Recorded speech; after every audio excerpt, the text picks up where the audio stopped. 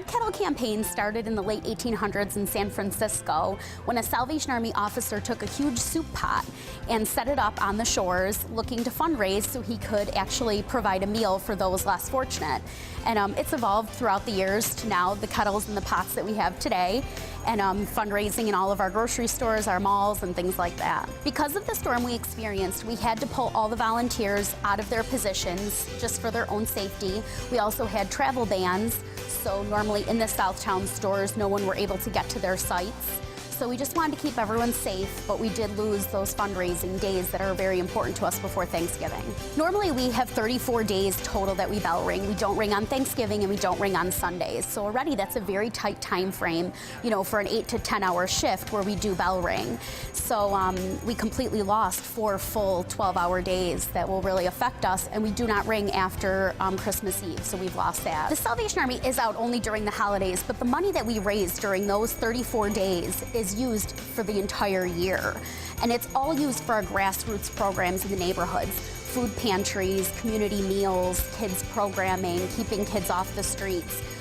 You know, it's a bigger picture, and I think a lot of times people see the kettle and they're used to seeing it, and it's nostalgic for some, it's bothersome sometimes for others, but really there's a bigger meaning behind the donation, and everyone just needs to remember the help that we're giving. Please think of the Salvation Army this holiday season. Know that this is the only time that we are heavily fundraising from the community.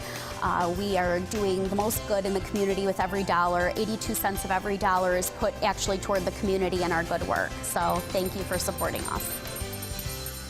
And they've made it really easy for you to sign up if you'd like to be a bell ringer. They are still looking for a lot of people to volunteer a little bit of their time. You can go right over to buffalosalvationarmy.org to find out more information. You just say when you're available. There's a bunch of different locations. You can kind of say which locations you would prefer, or you can contact Andrea and she'll be able to coordinate that for you.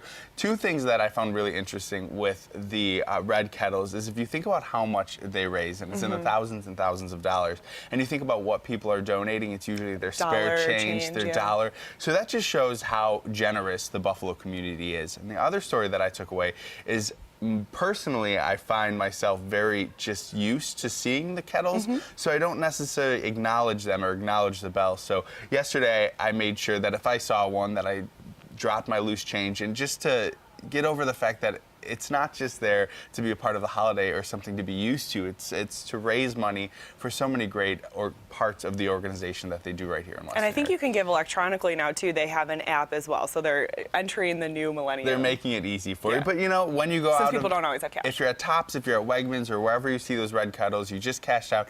Even if you have 75 cents or just that loose change you're going to throw in your cup holder, maybe drop it off in the red kettle to contribute to how generous Western New York is.